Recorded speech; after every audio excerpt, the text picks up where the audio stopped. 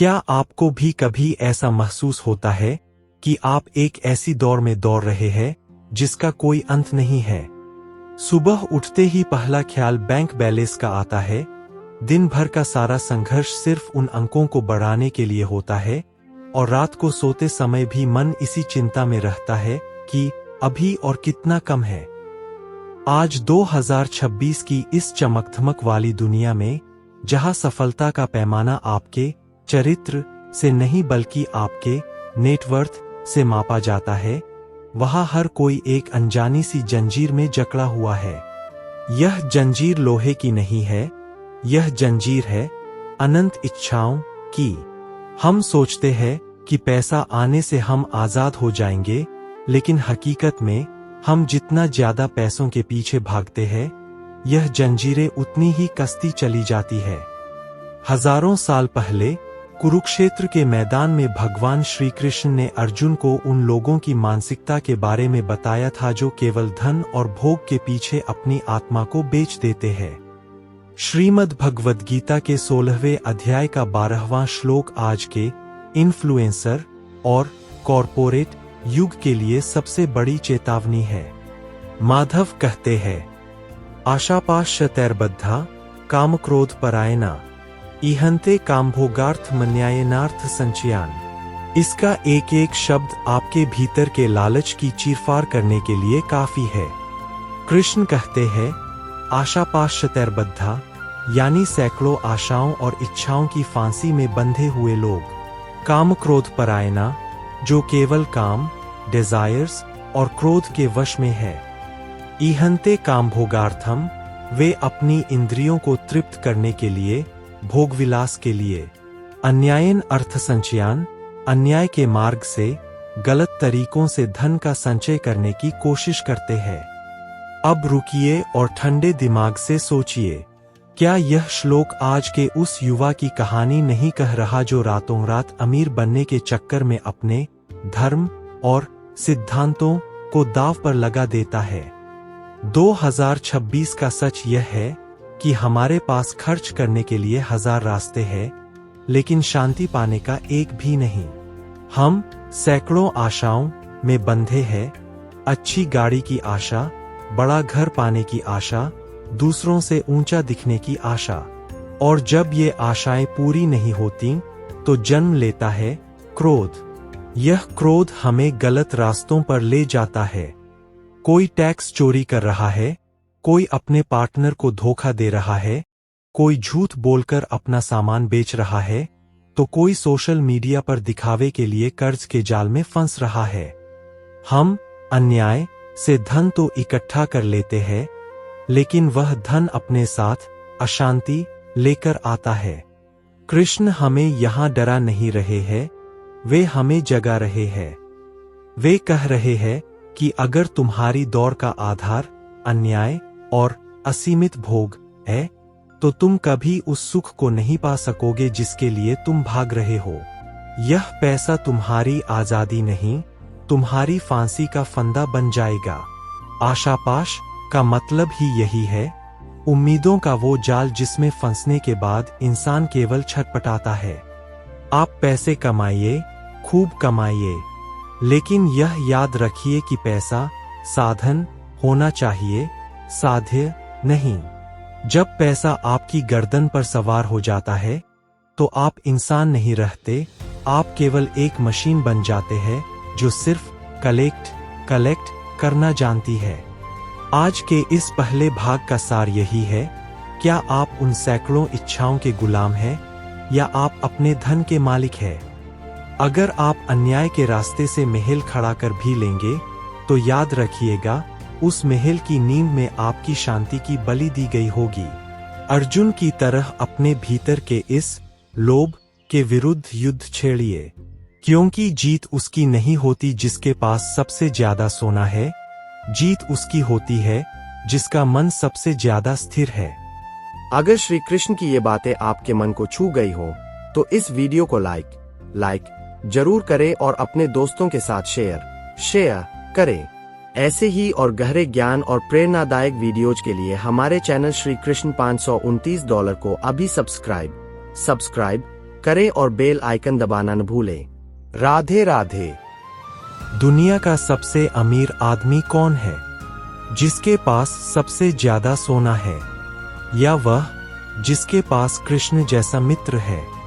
आज के इस दूसरे भाग में हम सुदामा की उस अमर गाथा में उतरेंगे जिसे अक्सर लोग गरीबी की कहानी समझते हैं, लेकिन वास्तव में यह असीमित संपत्ति बनाने का सबसे बड़ा मैनेजमेंट लेसन है। कल्पना कीजिए एक ऐसे व्यक्ति की जिसके पास पहनने को ढंग के कपड़े नहीं है, जिसके घर की छत से बारिश का पानी टपकता है और जिसके बच्चे अक्सर आधे पेट सो जाते हैं। यह सुदामा थे। लेकिन क्या सुदामा गरीब थे? नहीं।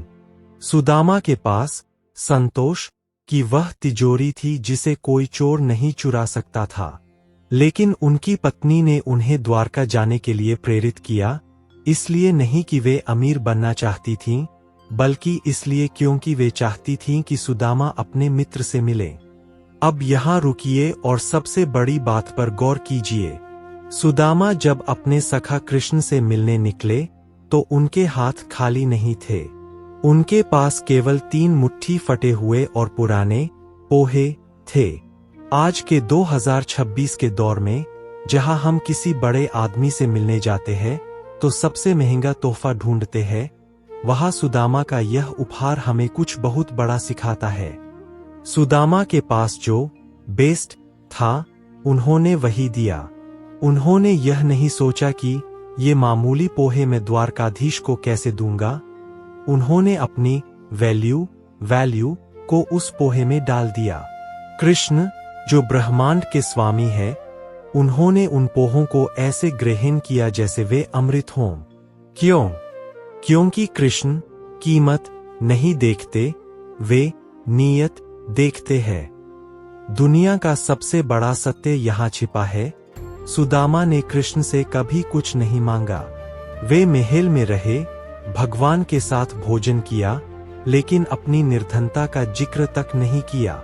वे वापस अपने गांव की ओर चल दिए, यह सोचकर कि शायद कृष्ण ने उन्हें कुछ नहीं दिया, लेकिन वे फिर भी खुश थे क्योंकि उन्हें अपने मित्र का प्रेम मिल गया था। लेकिन जब वे अपने गांव पहुंचे तो उनकी आंखें फटी रह गईं। जहां उनकी टूटी हुई झोपड़ी थी, वहां आज सोने का एक भव्य महल खड़ा था। उनकी पत्नी और बच्चे राजसी वस्त्रों में थे। कृष्ण ने सुदामा को बिना मांगे वह सब दे दिया जो दुनिया के बड़े बड़े राजा तरसते थे। इस कहानी का 2026 के लिए सीधा सबक क्या है? आज आप किसी बिजनेस में हैं, आप एक कंटेंट क्रिएटर है या आप एक स्टूडेंट है, आप हमेशा इस चिंता में रहते हैं कि पैसा कब आएगा। आप धन के पीछे भाग रहे हैं। लेकिन सुदामा का जीवन कहता है कि पहले वैल्यू देना सीखिए। सुदामा ने अपनी मित्रता की वैल्यू दी, अपनी श्रद्धा की वैल्यू दी। यदि आप आज अपने ग्राहकों को, अपने दर्शकों को या अपनी कंपनी को वह 3 मुट्ठी पोहा यानी अपना सर्वश्रेष्ठ बेस्ट एफर्ट बिना किसी लालच के देते हैं, तो ब्रह्मांड के नियम आपको वह सब लौटाने के लिए मजबूर हो जाते हैं जिसकी आपने कल्पना भी नहीं की थी।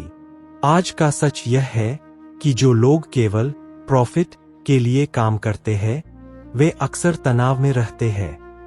लेकिन जो लोग सुदामा की तरह रिलेशनशिप और क्वालिटी पर ध्यान देते हैं, उनके पीछे लक्ष्मी स्वयं चलकर आती है। द्वारका का वैभव सुदामा के पास इसलिए नहीं आया क्योंकि उन्होंने प्रार्थना की थी, बल्कि इसलिए आया क्योंकि उन्होंने मांगने वाले की जगह देने वाले की गरिमा को बनाए रखा। क्या आप भी आज अपनी झोपड़ी को महल में बदलना चाहते हैं? तो फिर पैसों का पीछा करना छोड़िए। यह देखिए कि आपके पास वो कौन सी 3 मुट्ठी योग्यता है जो आप दुनिया को दे सकते हैं। जब आप अपनी वैल्यू बढ़ा लेंगे तो आपकी वेल्थ अपने आप बढ़ने लगेगी, क्योंकि कृष्ण आज भी उन्हीं के द्वार पर खड़े हैं जो बिना शर्त अपना सर्वश्रेष्ठ देने को तैयार है। याद रखिए, सुदामा की गरीबी उनके पास पैसा न होना नहीं थी, बल्कि उनकी असली अमीरी उनका कृष्ण के प्रति अटूट विश्वास था। क्या आप में भी वो विश्वास है जो रेत को सोना बना सकता है? अब उस सत्य की गहराई में उतरते हैं जो आपके बैंक बैलेंस और आपकी मानसिक शांति के बीच का सबसे बड़ा रहस्य है। ध्यान से सुनिए, क्योंकि यह वह ज्ञान है जो अमीर और अति अमीर के बीच का फर्क तय करता है। अक्सर लोग मुझसे पूछते हैं, माधव, मैं दिन रात मेहनत करता हूं, फिर भी पैसा टिकता क्यों नहीं? क्यों मुझे हमेशा कमी महसूस होती है? इसका उत्तर बहुत सीधा है, लेकिन समझने में कलेजा चाहिए। सच यह है कि पैसा एक अद्भुत सेवक है, लेकिन एक बहुत ही क्रूर और भयानक मालिक है। सोचिए, क्या आप पैसे का इस्तेमाल कर रहे हैं या पैसा आपका इस्तेमाल कर रहा है? अगर आपकी खुशी, आपका स्वाभिमान और आपकी रातों की नींद इस बात पर टिकी है कि आज आपने कितना कमाया, तो मुबारक हो, आप पैसे के मालिक नहीं, उसके गुलाम बन चुके हैं। और याद रखिएगा, मालिक कभी अपने गुलाम को चैन से सोने नहीं देता। जब पैसा आपका मास्टर बन जाता है, तो वह आपसे आपके सिद्धांत छिनवाता है, आपसे आपके अपनों को दूर करता है और अंत में आपको एक सोने के पिंजरे में कैद कर देता है, जहां सुख तो है लेकिन शांति नहीं। कृष्ण कहते हैं, अगर आप पैसे के पीछे भागेंगे तो वह एक परछाई की तरह आपसे दूर भागेगा। आप जितनी तेजी से दौड़ेंगे, वह उतनी ही तेजी से आगे निकल जाएगा। क्यों? क्योंकि पैसा कारण नहीं है, वह परिणाम है। वह बीज नहीं है, वह फल है। लोग गलती यह करते हैं कि वे फल को पकड़ने की कोशिश करते हैं, जबकि उन्हें ध्यान जड़ों पर देना चाहिए। यहां जड़ का मतलब है वैल्यू, यानी मूल्य देना। ब्रह्मांड का एक अटल नियम है, आप दुनिया को जितना देते हैं, उसका कई गुना होकर आपके पास वापस आता है। अगर आप आज संघर्ष कर रहे हैं, तो खुद से यह मत पूछिए कि मैं पैसा कैसे कमाऊं, बल्कि यह पूछिए कि मैं आज कितने लोगों के जीवन में मूल्य जोड़ सकता हूं। मैं अपनी किस योग्यता से समाज की किसी समस्या को हल कर सकता हूं। जब आप वैल्यू यानी सेवा पर ध्यान केंद्रित करते हैं, तो पैसा आपका पीछा करने लगता है। वह मजबूर हो जाता है आपके पास आने के लिए। सोचिए, एक डॉक्टर जो सिर्फ फीस के लिए इलाज करता है और एक डॉक्टर जो मरीज की जान बचाने के लिए जी जान लगा देता है। किसे दुनिया याद रखती है और किसके पास धन और सम्मान दोनों आते हैं। 2026 की इस डिजिटल माया नगरी में, जहां हर कोई शॉर्टकट से अमीर बनना चाहता है, वहां आपका वैल्यू ड्रिवन होना ही आपकी सबसे बड़ी शक्ति है। अगर आप एक क्रिएटर हैं, तो यह मत देखिए कि कितने व्यूज आए, यह देखिए कि आपकी एक वीडियो ने कितने लोगों को प्रेरित किया। अगर आप बिजनेस में हैं, तो यह मत देखिए कि मार्जिन कितना है, यह देखिए कि आपके प्रोडक्ट ने ग्राहक की जिंदगी कितनी आसान बनाई। जिस दिन आप अपनी काबिलियत को सेवा में बदल देंगे, उस दिन लक्ष्मी आपके पीछे पीछे द्वारका तक चली आएंगी। आपको मांगना नहीं पड़ेगा, आपको भागना नहीं पड़ेगा। पैसा आपके चरणों में एक सेवक की तरह खड़ा होगा, जो आपकी आज्ञा का पालन करेगा ताकि आप और बड़े कार्य कर सकें। याद रखिए, खाली हाथ आए थे और खाली हाथ ही जाना है। इस बीच का जो सफर है, उसमें पैसा आपकी गाड़ी का ईंधन होना चाहिए, न कि मंजिल। मंजिल तो धर्म और लोक कल्याण होनी चाहिए। जब आप भगवान के इस विजन में साझीदार बनते हैं, तो वे आपके कोष कभी खाली नहीं रहने देते। तो आज से अपनी दौड़ की दिशा बदल दीजिए, पैसे के पीछे भागना बंद कीजिए और अपनी काबिलियत और मूल्य को इतना बड़ा कर लीजिए कि सफलता आपके पीछे आने को बेताब हो जाए। क्योंकि योद्धा वही है जो धन का उपयोग धर्म की स्थापना के लिए करे, न कि वह जो धन के पैरों में गिरकर अपना धर्म ही भूल जाए। क्या आप तैयार हैं अपनी मानसिकता को बदलने के लिए? क्योंकि असली अमीरी जेब में नहीं, सोच में होती है।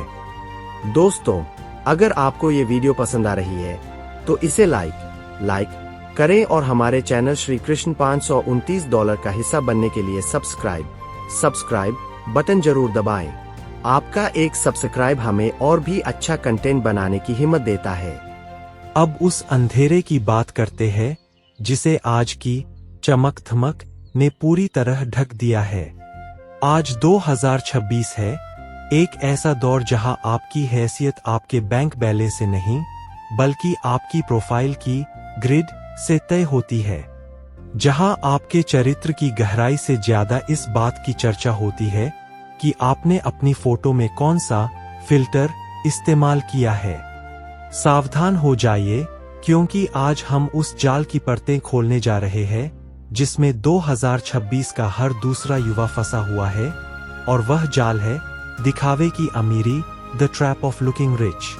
कल्पना कीजिए, आप एक लग्जरी गाड़ी के सामने खड़े होकर फोटो खींचते हैं, उसे सोशल मीडिया पर डालते हैं और हजारों लाइक्स बटोरते हैं। दुनिया को लगता है कि आप सफलता के शिखर पर हैं, लेकिन कड़वा सच यह है कि वह गाड़ी आपकी नहीं, रेंट की है।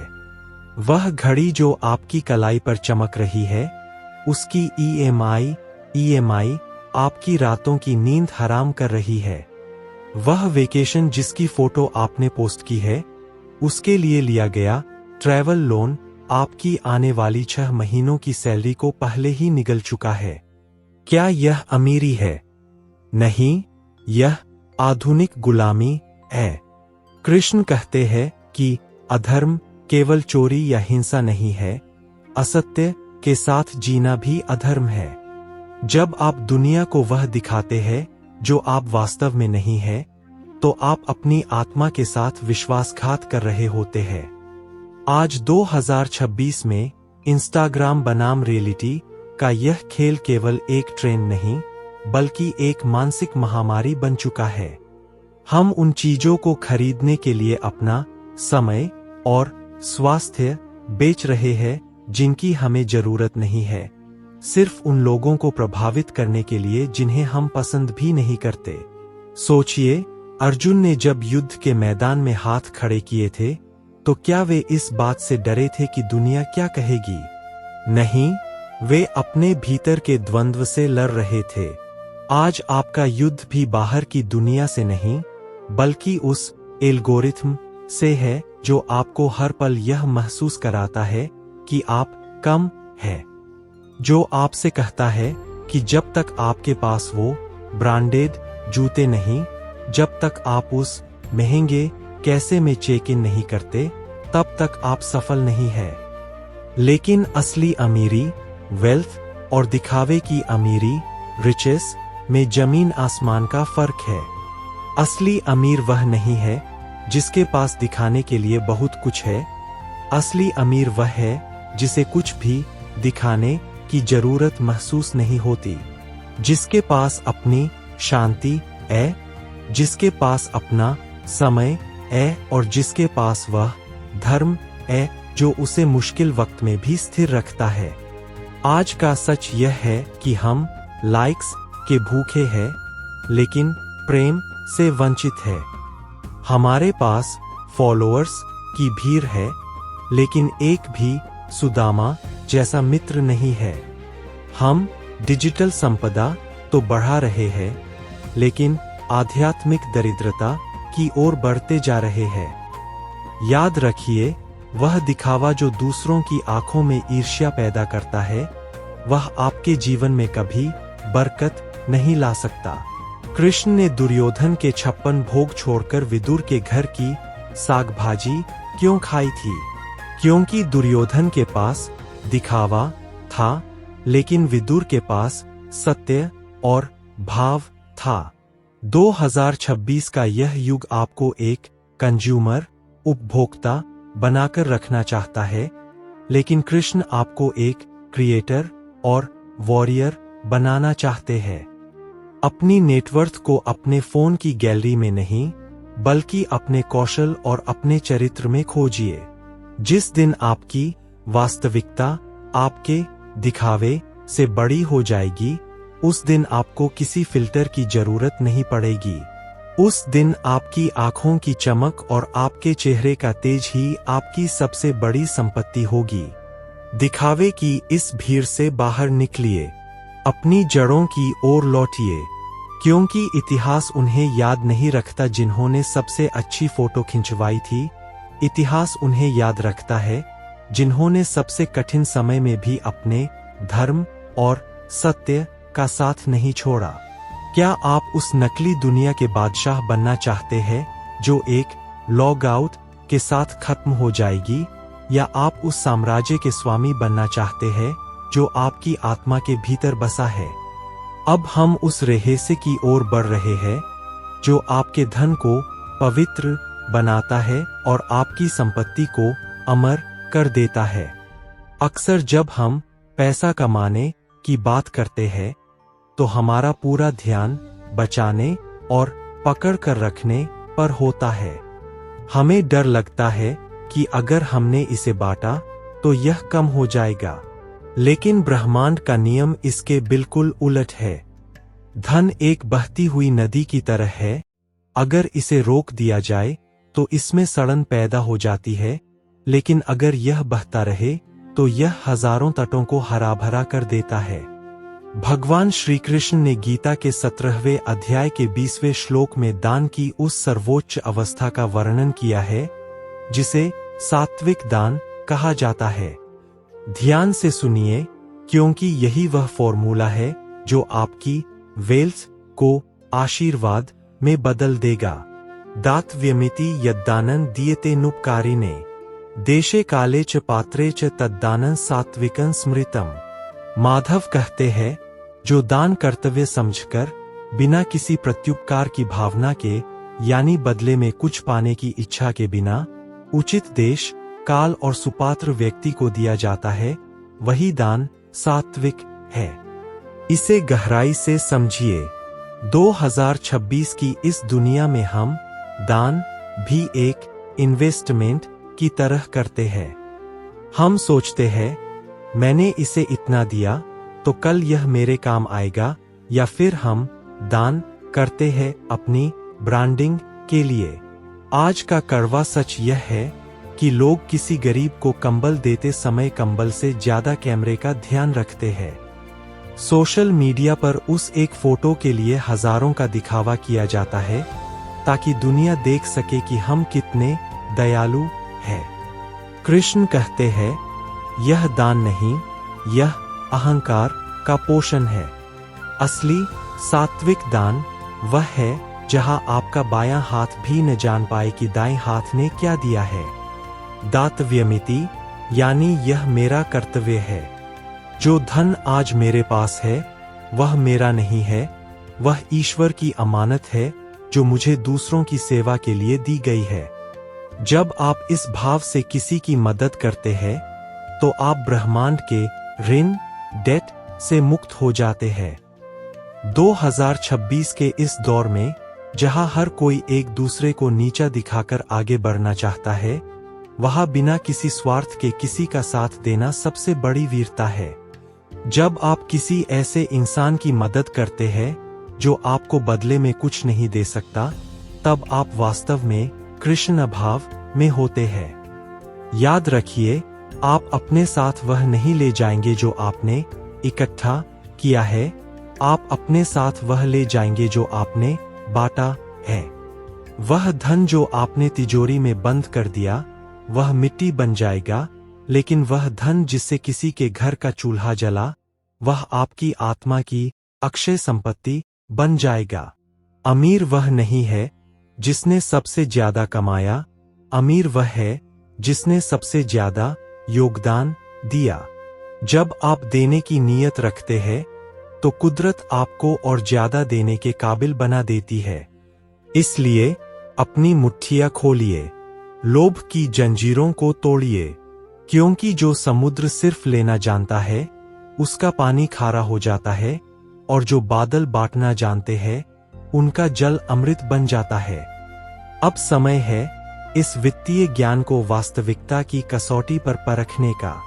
केवल यह सुनने से कि पैसा सेवक है, आपका बैंक बैलेंस नहीं बदलेगा। वास्तविक परिवर्तन तब आता है जब आप अपनी ऊर्जा की दिशा को लेने, गेटिंग से हटाकर देने, गिविंग पर केंद्रित करते हैं। 2026 की इस आपाधापी में अपनी आर्थिक स्थिति को एक नई ऊंचाई पर ले जाने के लिए आपको इस सप्ताह एक बहुत ही शक्तिशाली प्रयोग करना है, जिसे हम कहेंगे वैल्यू ऑडिट। इस योजना को सफल बनाने के लिए इन 4 चरणों का पूरी निष्ठा से पालन करें। 1. अपनी अक्षय निधि की पहचान। सबसे पहले एकांत में बैठें और अपने हुनर, अपने ज्ञान और अपनी काबिलियत का एक ईमानदार हिसाब लगाएं। खुद से पूछें, मेरे पास ऐसा क्या है जो दूसरों की समस्या हल कर सकता है? क्या आप वीडियो एडिटिंग में माहिर हैं? क्या आप किसी को सही करियर सलाह दे सकते हैं? क्या आप अपनी बातों से किसी का तनाव कम कर सकते हैं? वह एक चीज ढूंढिए जिसे करने में आप सर्वश्रेष्ठ हैं। यही आपकी वैल्यू की जड़ है। याद रखिए, पैसा आपकी जेब में नहीं, आपकी स्किल्स में छिपा होता है। 2. सेवा का संकल्प, 10 लोगों का नियम। अगले 7 दिनों के लिए आपको अपने दिमाग से पैसे और प्रॉफिट का ख्याल पूरी तरह निकाल देना है। आपका एकमात्र लक्ष्य यह होना चाहिए कि आप अपनी उस योग्यता से हर दिन कम से कम 10 लोगों की किसी न किसी रूप में मदद करेंगे। यह मदद बहुत छोटी भी हो सकती है, जैसे किसी को सही जानकारी देना, किसी के काम को आसान बनाने वाला टूल बताना या किसी के स्टार्टअप के लिए एक कीमती सलाह देना। याद रखिए, इन 10 लोगों से आपको बदले में 1 रुपया भी नहीं मांगना है। आपको बस अपनी वैल्यू को बिना किसी स्वार्थ के ब्रह्मांड में प्रवाहित करना है। 3. बिना शर्त कर्म और सजगता। जब आप उन 10 लोगों की मदद कर रहे होंगे तो आपका अहंकार और 2026 की यह कैलकुलेटिव दुनिया आपको बार बार टोकेगी। आपका मन कहेगा, तुम अपना कीमती समय मुफ्त में क्यों दे रहे हो? उस क्षण आपको अपनी चेतना को जागृत रखना है। आपको बस यह सोचना है कि यह मेरा धर्म है और मैं अपनी काबिलियत को बढ़ा रहा हूं। जब आप बिना किसी उम्मीद के किसी का भला करते हैं तो आप एक ऐसी गुडविल कमाते हैं जिसकी वैल्यू किसी भी करेंसी से ऊपर होती है। एक सीधा हाँ, मैं आपकी मदद करूंगा, आपकी सबसे बड़ी इन्वेस्टमेंट है। 4. प्रतिफल का अवलोकन और ऊर्जा संचय। हफ्ते के अंत में शांत होकर बैठें और देखें कि क्या बदला है। आप गौर करेंगे कि जिन 10 लोगों की आपने मदद की थी, उनमें से कोई न कोई आपके पास कोई बड़ा अवसर, कोई बिजनेस डील या कोई ऐसा आइडिया लेकर आएगा जो आपको लाखों का फायदा दे सकता है। यह कोई चमत्कार नहीं है, यह लॉ ऑफ अट्रैक्शन और लॉ ऑफ वैल्यू का मिलाजुला परिणाम है। मना करने की ऊर्जा को आपने मर्यादा में इस्तेमाल किया था, अब देने की ऊर्जा को समृद्धि में बदलते हुए देखें। जो ऊर्जा पहले कमी के डर में नष्ट होती थी, अब वह प्रचुरता, अबंडेंस के रूप में वापस आ रही है। अर्जुन, यह वैल्यू ऑडिट आपके जीवन की आर्थिक दरिद्रता को जड़ से खत्म करने का सबसे अचूक अस्त्र है।